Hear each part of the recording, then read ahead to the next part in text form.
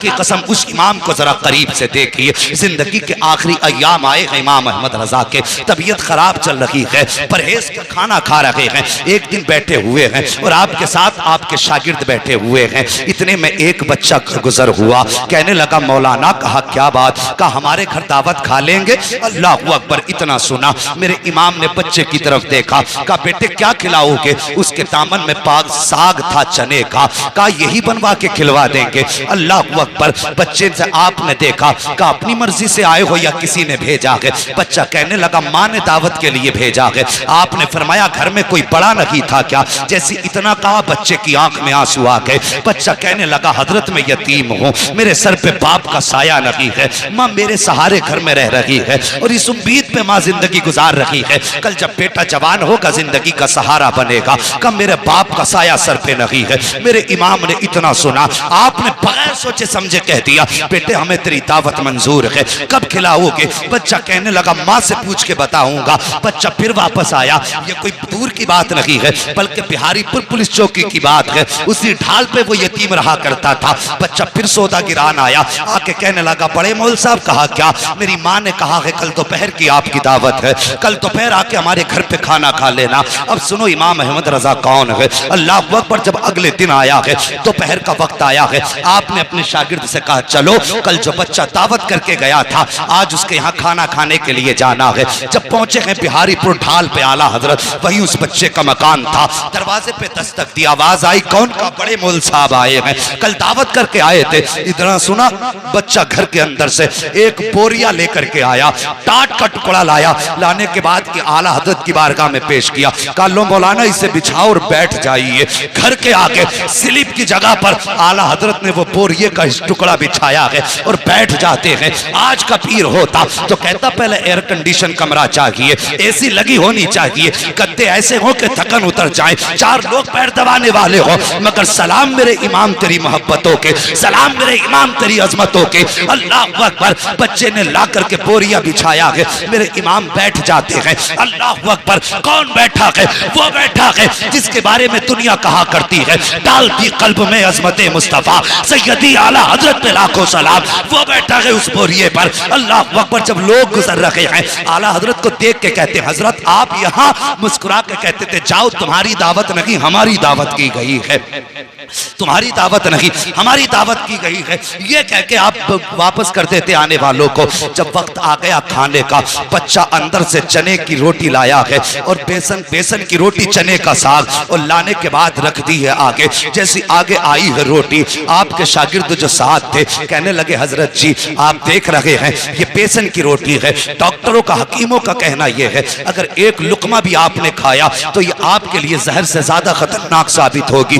अब क्या करोगे। अल्लाह अकबर, मेरे इमाम बैठे हैं, बिस्मिल्लाह शरीफ पढ़ी है और उसके बाद आपने दुरूद पाक का विर्द किया है और वो रोटी जो मेरे इमाम के लिए जहर थी आपने पहला लुकमा तोड़ा है और उसी रोटी को खाना शुरू किया है। तुम्हें क्या लगता है एक लुकमा खा के कहना पूरा कर दिया होगा। नहीं, आला हजरत ने खाना शुरू किया है। हर दिन आपकी रोटी, आपकी खुराक आधी रोटी हुआ करती थी, लेकिन आज आपने पूरी रोटी तनावुल फरमाई है, पूरी रोटी खाई है। आपके साथ जो शागिर्द थे कहने लगे मेरे इमाम तेरे राजों पे कुर्बान जाऊं, मगर बताइए तो सही, हकीमों ने सख्त परहेज बताया था, हजरत आपने पूरी रोटी क्यों खाई है। अगर एक लुकमा खा लेते तब भी दावत का हक अदा हो जाता, दो लुकमे खा लेते तब भी दावत का हक अदा हो जाता। मेरे इमाम ने अपने शागिर्द का चेहरा देखा, आंख में आंसू भर लाए, फरमाते हैं ठीक कहा तुमने, अगर एक लुकमा खा लेता तब भी उसकी दावत का हक अदा हो जाता, लेकिन ये बच्चा यतीम है, सर पे बाप का साया नहीं है।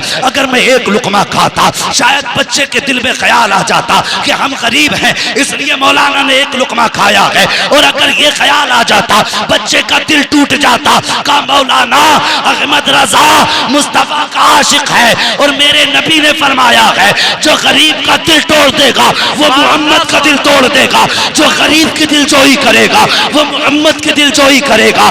आला हजरत फरमाते हैं मौल साहब तबीयत सही रहे या बिगड़ जाए कोई फर्क नहीं पड़ता, अहमद रजा ये चाहता है कोई रूठे या ना रूठे लेकिन मदीने वाला मुस्तफा अहमद रजा से ना रूठे। नारे तकबीर, नारे रिसालत, उलमाए अहले सुन्नत, मसलके आला हजरत मसलके आला हजरत हजरत अल्लामा मुफ्ती हम्माद साहब किबला, हजरत अल्लामा मुफ्ती हम्माद साहब किबला, नारे तकबीर, नारे रिसाल। अल्लाह अकबर। जहां गुफ्तार में सुन्नत थी वहां किरदार में भी सुन्नत थी। उन्होंने तबीयत की परवाह न की, मुस्तफ़ा की शरीयत की परवाह की। दावत देने यतीम आया था, इसलिए मेरे रज़ा ने अपनी जो खाना खाया उसकी दिलजोई के लिए परहेज की फिक्र न की। और खुदा की कसम ऐसी कितने वाकयात मेरे इमाम की ज़िंदगी से मुंसलिक हैं। और लोगों, मैं कहता हूँ हम नसीब वाले हैं जो खुदा ने हमारे मुक़द्दर में अहमद रज़ा रखे हैं। हाँ, नसीबों से मिला करते हैं। खुदा की कसम, हम जो इश्क है ना सीने में, आज जो सब शायर कहते हैं, हर मोमिन कहता है नात खानी मौत भी हमसे छुड़ा सकती नहीं, कब्र में भी मुस्तफ़ा के गीत गाते जाएंगे। अगर ये इश्क का चराग जला है ना सीनों में तो सिर्फ बरेली की वजह से जला है।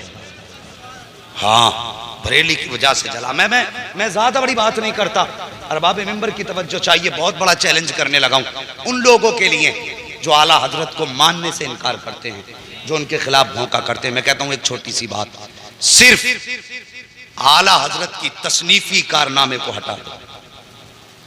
जो आपने 1000 से ज्यादा किताबें लिखी हैं उन्हें हटा दो, और हटाने के बाद मुझे बताओ अहले सुन्नत के पास बचता क्या है? बस आला हजरत की तसनीफात हटा दो और फिर मुझे बताओ आला हजरत के बाद हमारे पास है क्या? अगर कोई कहे ना बहार शरीयत है तो वो भी आला हजरत ही की है। हाँ, वो भी आला हजरत ही की है। अगर कानून शरीयत भी उठाओगे तो आला हजरत की है। बहुत बड़ी बात नहीं करता। अगर आला हजरत की किताबें और उनकी तसनीफात हटा दो तो एक माई का लाल ऐसा नहीं जो उनकी तहरीर छोड़ के वहाबियों से मुनाजरा कर सके।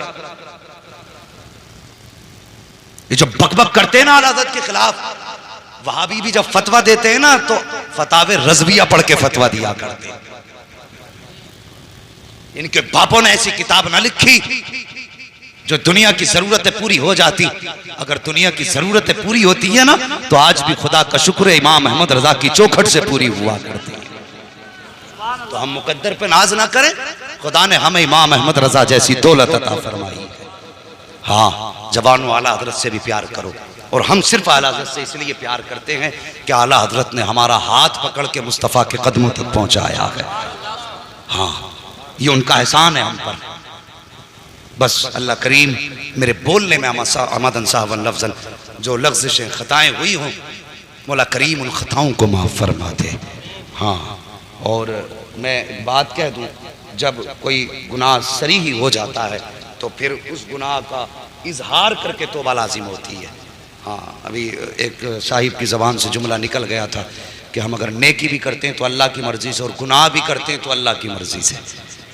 हाँ, गुनाह भी करते हैं तो अल्लाह की मर्ज़ी से। ये जुमला गलत है, तौबा लाजिम है। इसलिए कि अगर हम नेकियां करते हैं तो अल्लाह की तौफीक से, और गुनाह अगर करते हैं तो अपने नफ्स की वजह से। हाँ, ये हमारे शामत नफ्स होती है, ये हमें उभारता है। सिर्फ नेकियों की तौफीक अल्लाह देता है और गुनाह अपने नफ्स की वजह से करते हैं। इसलिए तौबा लाजिम थी। बस सारे लोग इस गुनाह से भी तौबा कर लें, कलमा शरीफ भी पढ़ लें। सारे लोग पढ़ें ला इलाहा इल्लल्लाह मुहम्मद रसूलुल्लाह अस्तगफिरुल्लाह रब्बी। सारे लोग पढ़िए अस्तगफिरुल्लाह रब्बी मिन कुल्लि ज़ंबिन व अतूबु इलैह। या अल्लाह, हम अपने हर उस गुनाह से तौबा करते हैं जो हमने जाने और अनजाने में किए। मौला हमारी तौबा कबूल फरमा।